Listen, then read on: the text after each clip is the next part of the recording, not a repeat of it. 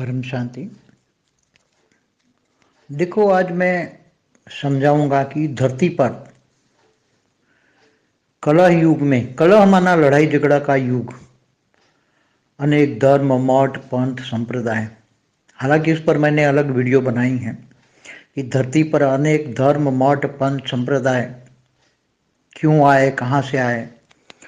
तो ऐसी तरह हर कल मतलब हर युगांतर में, चार युग, सतयुग त्रेता द्वापर कलयुग में, हर युगांतर में कि ऐसा ही कलह युग में ऐसा ही होता है, विनाश होता है, ऐसा ही हमेशा नेचुरल कैलेमिटी है, इसी तरह कलह युग में होता ही है। तो धरती पर चार युग पूरा होने पर अर्ध प्रलय होता है। फिर ऐसे इकोतेर अर्ध प्रलय, जिसको चार युग को युगांतर कहते हैं, सतयुग त्रेता द्वापर कलयुग को युगांतर कहते हैं। ये जब पूरा होता है तो अर्ध प्रलय होता है। मैंने पुराने वीडियो में कहा हुआ है, ज़्यादा डिटेल में नहीं रहूँगा। मगर ऐसे इकोत्तर युगांतर माना अर्ध प्रलय होने के बाद धरती पर पूरा प्रलय हो जाता है, उसको मनवंतर कहते हैं। मनु शत्रुपा का पूरा जो साम्राज्य है खत्म हो जाता है, धरती पर मनुष्य सृष्टि खत्म हो जाती है। बाद में दूसरा मनवंतर शुरू होता है, तो मनवंतर शुरू होने के बाद नई सृष्टि पैदा होती है, धरती पर मनु शत्रुपा पैदा होता है। तो ब्रह्मा मनु शत्रुपा अपने अंदर से निकाल के, अपने अंदर से एक पुरुष निकाल के, और एक पुरुष में से अपनी पुरुष जिसको मनु कहते हैं, मनु अपने अंदर से ही प्रकृति निकालती है जो सत्य रूपा है। मनु की प्रकृति माना सत्य रूपा, मनु शत्रुपा। तो मनवंतर शुरू होता है, मनु सृष्टि शुरू होती है। कब होती है? जब इकोतेर युगांतर पूरा होने के बाद। तो एक युगांतर माना 43,20,000 साल, 43,20,000 ईयर्स। कलयुग 4,32,000 साल का, इससे डबल द्वापर, इससे 3 गुना, 43 से 4 गुना सतयुग, और टोटल 4 युग टोटल मिलाओ तो 43,20,000 ईयर्स होते हैं। तो सतयुग पूरा होने पर अर्ध प्रलय होता है। फिर तो ये सतयुग त्रेता द्वापर कलयुग, ऐसे युगांतर चलते रहते हैं, ऐसे युगांतर चलते रहते हैं, चलते ही रहते हैं। तो हर कलयुग जब आता है तब सतयुग त्रेता द्वापर कलयुग में, हर कलयुग में दूर दूर से, मैंने हमेशा, मेरी एक जर्नी ऑफ सोल पर एक वीडियो है, आत्माएं चारों ओर घूमती फिरती रहती है। एक सोलर सिस्टम माने एक ब्रह्मांड से दूसरे ब्रह्मांड में, दूसरे सोलर सिस्टम में आत्माएं निराकारी स्टेज में घूमती रहती है। ग्रुप में बड़े बड़े ग्रुप होते हैं, इसमें आत्माएं निराकारी घूमती रहती हैं। तो दूसरे सोलर सिस्टम से, कई बार गैलेक्सियों से आत्मा आती है, कई बार यूनिवर्स से भी घूमती घूमती गैलेक्सियों में आत्माएं आती हैं। यूनिवर्स माना परम महाब्रह्मांड से, महाब्रह्मांड माना गैलेक्सियों में आती है, गैलेक्सी से घूमती घूमती जितने भी सोलर सिस्टम है, इतने ब्रह्मांड है, अनंत कोटि ब्रह्मांड है। तो अनंत कोटि ब्रह्मांड माना एक गैलेक्सी, माना एक आकाश गंगा में 800 अरब सोलर सिस्टम है, तो 800 अरब ब्रह्मांड है, जिसको शास्त्रों में अनंत कोटि ब्रह्मांड कहते हैं। तो 800 अरब अनंत कोटि ब्रह्मांड है। तो हर जगह पे हर ब्रह्मांड है, तो बनाया है किसी न किसी ने। जो हमने बताया है कि शास्त्रों में भी लिखा है कि जितने ब्रह्मांड है इतने ब्रह्मा विष्णु शिव शंकर है। अनंत कोटि ब्रह्मा, अनंत कोटि विष्णु, अनंत कोटि शिव शंकर है। तो हर ब्रह्मांडों में सतयुग त्रेता द्वापर कलयुग जैसा समय चलता है। हर ब्रह्मांड की आयु ब्रह्मा का 100 साल होती है। अब ब्रह्मा का एक दिन बराबर धरती पर 14 मनवंतर होते हैं, और 14 मनवंतर, एक मनवंतर में इकोत्तर युगांतर होते हैं, और एक युगांतर में 4 युग होते हैं, सतयुग त्रेता द्वापर कलयुग।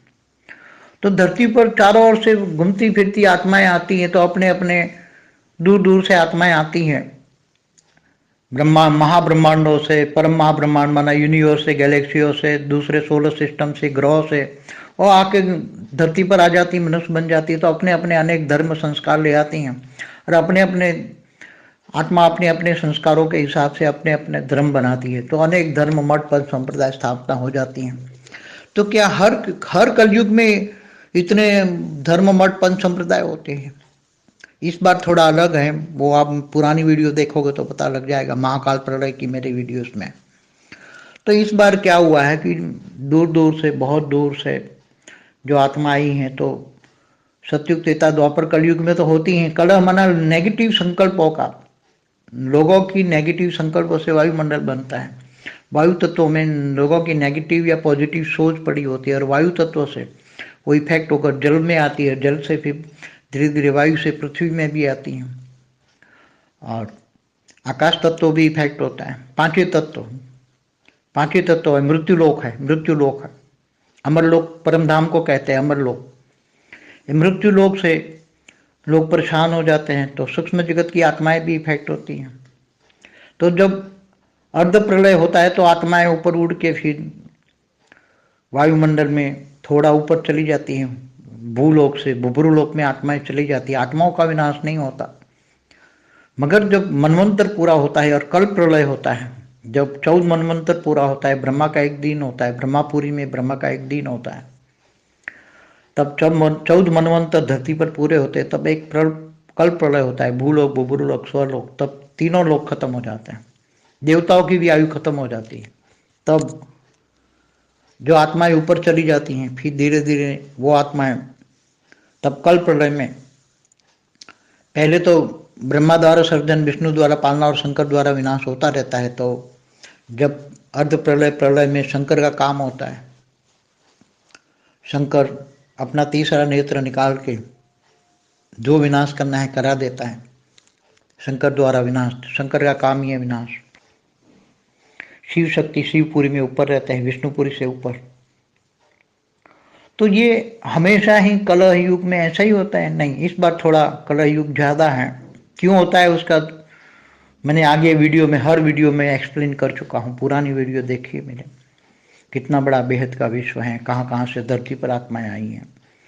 तो इस बार कलह युग ज़्यादा हो गया है, और धरती कलह युग में शुरुआत में ही, अभी तो कलयुग की शुरू हुई 4000 साल ही हुए हैं, क्योंकि श्री कृष्ण का अवतार जो हुआ वो द्वापर के अंत में हुआ। कृष्ण के जाने के बाद 1000 साल के बाद कलयुग शुरू हुआ, और कलयुग को तो अभी, कलयुग की आयु तो 4,32,000 साल हुई है, उसमें 4000 साल ही हुई है, तो अभी 4,28,000 साल बाकी है कलयुग का तो पूरा होने का। मगर अभी क्यों ऐसा हो रहा है धरती पर?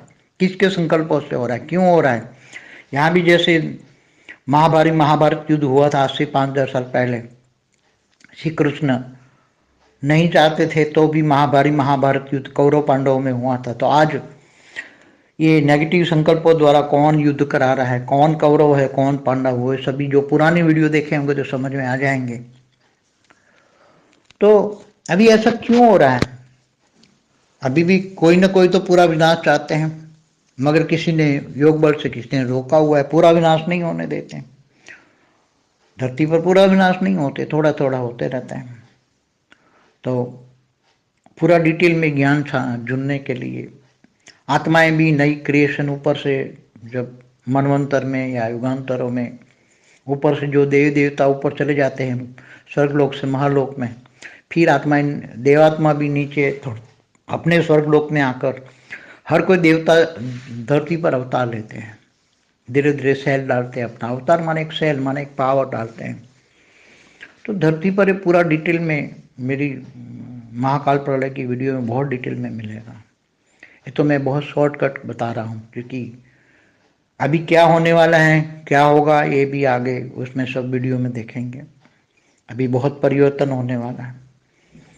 एक और नेगेटिव शक्तियाँ काम कर रही हैं, एक और पॉजिटिव शक्तियाँ काम कर रही हैं। कौरव विनाश के लिए काम कर रहे हैं, और पांडव परिवर्तन के, पॉजिटिवली परम शांति के वाइब्रेशन फैलाकर परम सुख देकर पूरी धरती पर मुक्ति, जीवन मुक्ति होनी है। केवल धरती पर नहीं, पूरे ब्रह्मांड में, पूरे सोलर सिस्टम, पूरी गैलेक्सी, पूरे यूनिवर्स, पूरे मल्टीवर्स में परिवर्तन होने वाला है।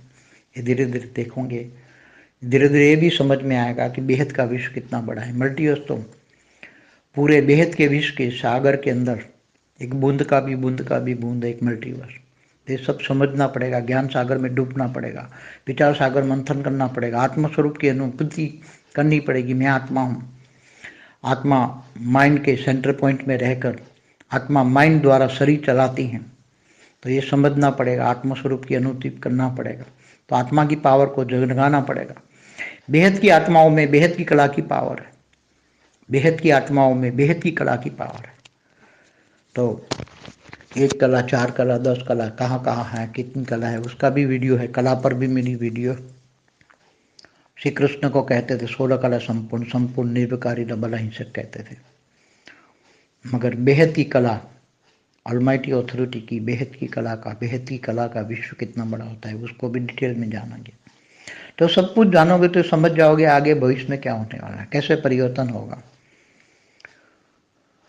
विनाश के साथ साथ धीरे धीरे अति सूक्ष्म में भी परिवर्तन होता जाएगा। एक और दुनिया को नजर में विनाश दिखाएगा, मगर धीरे धीरे पांडव अपने संकल्पों के द्वारा, परम शांति के वाइब्रेशन द्वारा धीरे धीरे धीरे धीरे योग बल से परिवर्तन कर देंगे।